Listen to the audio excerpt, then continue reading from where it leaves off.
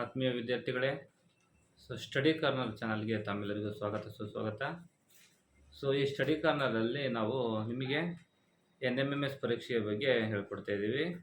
ಅದರ ಜೊತೆಗೆ SSLC ಮಕ್ಕಳಿಗೆ ಯಾವ ರೀತಿ ಪರೀಕ್ಷೆಗೆ ಅವರು ಸಿದ್ಧರಾಗಬೇಕು ಅನ್ನೋದು ಹೇಳ್ಕೊಡ್ತಾ ಇದ್ದೀವಿ. ಅದರ ಜೊತೆಗೆ ಮತ್ತು 5ನೇ ತರಗತಿ ವಿದ್ಯಾರ್ಥಿಗಳು ನೀವು ನವೋದಯ ಪರೀಕ್ಷೆಯನ್ನು ಬರಿತಾ ಇರ್ತೀರಿ, ಮೊರಾರ್ಜಿ ಪರೀಕ್ಷೆಯನ್ನು ಬರಿತಾ ಇರ್ತೀರಿ, ಕಿತ್ತೂರು ರಾಣಿ ಚೆನ್ನಮ್ಮ ಮತ್ತು ಸೈನಿಕ್ ಶಾಲೆಯ ಪರೀಕ್ಷೆಗಳನ್ನು ಬರಿತಾ ಇರ್ತೀರಿ.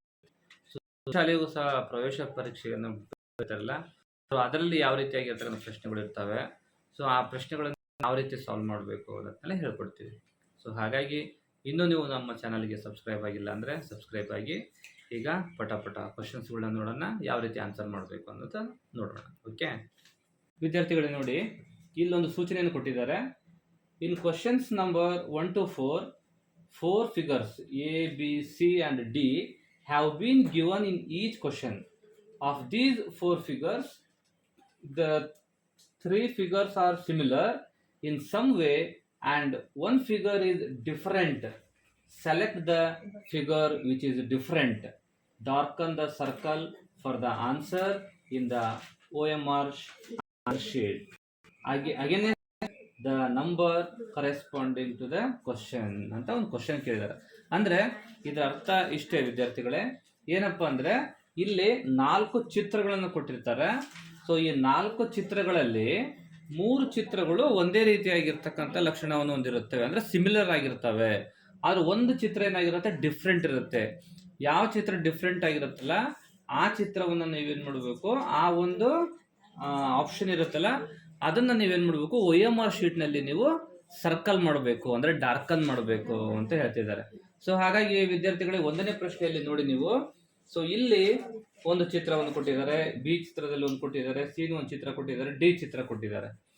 ಈ ಎಲ್ಲಾ ಚಿತ್ರಗಳನ್ನು ಗಮನಿಸಿದಾಗ ಈ ಕಮಾನ್ಗಳನ್ನ ನೋಡಿ, ಎಲ್ಲಾ ಕಡೆಯೂ ಕಮಾನ್ಗಳು ಒಂದೇ ರೀತಿಯಾಗಿದ್ದಾವೆ. ಓಕೆ, ಅದರಲ್ಲಿ ಏನು ವ್ಯತ್ಯಾಸ ಇಲ್ಲ.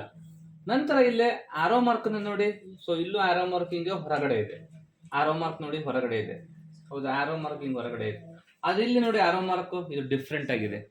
ಹಾಗಾಗಿ ನೀವೇನ್ ಮಾಡ್ಬೇಕಾಗತ್ತೆ ಅಂತಂದ್ರೆ ಇಲ್ಲಿ ಆರೋ ಮಾರ್ಕ್ ಡಿಫ್ರೆಂಟ್ ಇರ್ತಕ್ಕಂಥದ್ದು ಯಾವುದು ಅಂತಂದ್ರೆ ಈಗ ಸಿ ಇದೆಯಲ್ಲ, ಸಿ ಆಪ್ಷನ್ ಇದು ಡಿಫ್ರೆಂಟ್ ಆಗಿದೆ.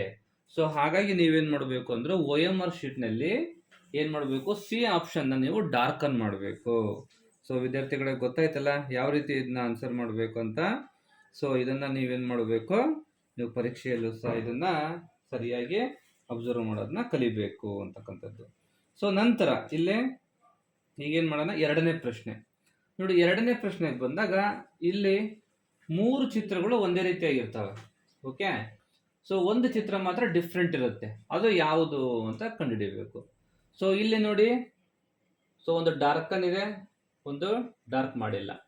ಒಂದು ಇಲ್ಲಿ ಡಾರ್ಕ್ ಮಾಡಿದ್ದಾರೆ, ಒಂದು ಡಾರ್ಕ್ ಮಾಡಿಲ್ಲ, ಒಂದು ಡಾರ್ಕ್ ಮಾಡಿದ್ದಾರೆ, ಡಾರ್ಕ್ ಮಾಡಿಲ್ಲ, ಡಾರ್ಕ್ ಮಾಡಿದ್ದಾರೆ, ಡಾರ್ಕ್ ಮಾಡಿಲ್ಲ. ಓಕೆ, ಬಟ್ ಆಚೆ ಈಚೆಗೆ ಏನಾಗಿದೆ, 2 ಗೆರೆಗಳು ಬಂದಿದ್ದಾವೆ, ಇಲ್ಲೂ 2 ಗೆರೆಗಳು ಬಂದಿದ್ದಾವೆ, ಇಲ್ಲೂ 2 ಗೆರೆಗಳು ಬಂದಿದ್ದಾವೆ.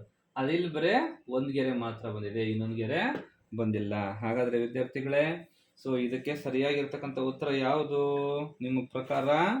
ಅದು ಸರಿಯಾದ ಉತ್ತರ ಯಾವುದಪ್ಪ ಅಂದ್ರೆ ಡಿ ಅಂತಕ್ಕಂಥದ್ದು. ಇದು ಆಡ್ ಒನ್ ಔಟ್. ನೀವೇನ್ ಮಾಡಬೇಕು, OMR ಶೀಟ್ ನಲ್ಲಿ ಇದಕ್ಕೆ ನೀವು ಡಾರ್ಕ್ ಮಾಡಬೇಕು, ಡಿ ಆಪ್ಷನ್ಗೆ ನೀವು ಡಾರ್ಕನ್ ಮಾಡಬೇಕು.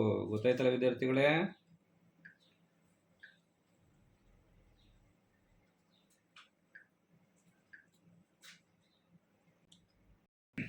ಮೂರನೇ ಪ್ರಶ್ನೆ ಬರೋಣ. 3ನೇ ಪ್ರಶ್ನೆಯಲ್ಲೂ ಸಹ ಅಷ್ಟೇ, ಇಲ್ಲಿ 4 ಚಿತ್ರಗಳನ್ನು ಕೊಟ್ಟಿದ್ದಾರೆ, ಇದರಲ್ಲಿ ಆಡ್ ಒನ್ ಔಟ್ ಇದೆ. ಅದು ಆಡ್ ಒನ್ ಔಟ್ ಯಾವುದು ಅಂತ ನಾವು ಕಂಡುಹಿಡಿಬೇಕು. ಸ್ವಲ್ಪ ಇದು ಡಿಫಿಕಲ್ಟ್ ಇದೆ ಇದು. ಓಕೆ, ಈ 2 ಪ್ರಶ್ನೆಗಳಿಗೆ ಹೋಲಿಸಿದ್ರೆ ಈ ಪ್ರಶ್ನೆ ಸ್ವಲ್ಪ ಡಿಫಿಕಲ್ಟ್ ಇದೆ. ಇದನ್ನ ನಾವು ಕ್ಲೀನಾಗಿ ಅರ್ಥ ಮಾಡ್ಕೋಬೇಕಾಗತ್ತೆ. ಇಲ್ಲಿ ಹೆಂಗ್ ಮಾಡಿದ್ದಾರೆ ಅಂತಂದ್ರೆ ನೋಡಿ, ಎ ಚಿತ್ರ, ಬಿ ಚಿತ್ರ, ಸಿ ಚಿತ್ರ ಮತ್ತೆ ಡಿ ಚಿತ್ರ.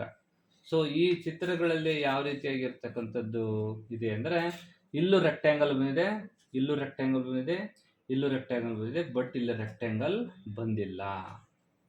ಓಕೆ, ಈಗ ಮತ್ತೆ ಇಲ್ಲಿ ಸರ್ಕಲ್ಗಳಿದಾವಲ್ಲ, ಸರ್ಕಲ್ ಅಲ್ಲಿ 1/4 ಮಾತ್ರ ಡಾರ್ಕನ್ ಮಾಡಿದ್ದಾರೆ. ಓಕೆ ನೋಡಿ, 1/4 ಡಾರ್ಕನ್, 1/4 ಇಲ್ಲೇ ಡಾರ್ಕನ್ ಮಾಡಿದ್ದಾರೆ.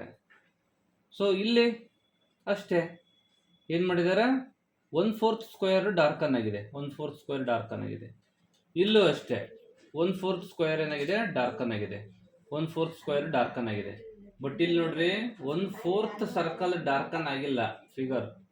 ಓಕೆ, ಹಾಫ್ ಏನಾಗಿದೆ ಆಗಿದೆ. ಹಾಗಾಗಿ ಸೊ ಇಲ್ಲೂ ಅಷ್ಟೇ ಯಾವುದು ಅಂದರೆ D is right answer. So ಡಿಗೆ ನೀವೇನು ಮಾಡಬೇಕಾಗುತ್ತೆ, ವೃತ್ತ ಹಾಕಬೇಕಾಗುತ್ತೆ. ವಿದ್ಯಾರ್ಥಿಗಳೇ ಅರ್ಥ ಆಯ್ತಾ? ಮುಂದಿನ ಪ್ರಶ್ನೆಗೆ ಹೋಗೋಣವಾ? ಓಕೆ, ಹಾಂ,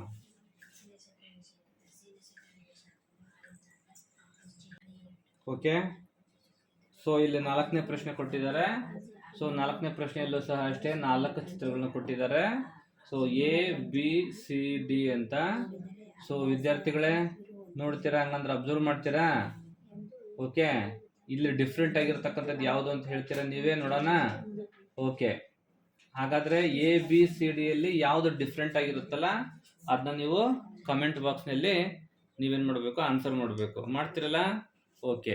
ಸೊ ಹಾಗಾದರೆ ಮುಂದಿನ ವಿಡಿಯೋದೊಂದಿಗೆ ಮತ್ತೆ ಬರ್ತೀನಿ. ಸೊ ಅಲ್ಲಿವರೆಗೂ ಧನ್ಯವಾದಗಳು. ನಮ್ಮ ಚಾನಲ್ಗೆ ಸಬ್ಸ್ಕ್ರೈಬ್ ಆಗಿಲ್ಲ ಅಂದರೆ ಸಬ್ಸ್ಕ್ರೈಬ್ ಆಗಿ ಬೇಗ. ಧನ್ಯವಾದಗಳು.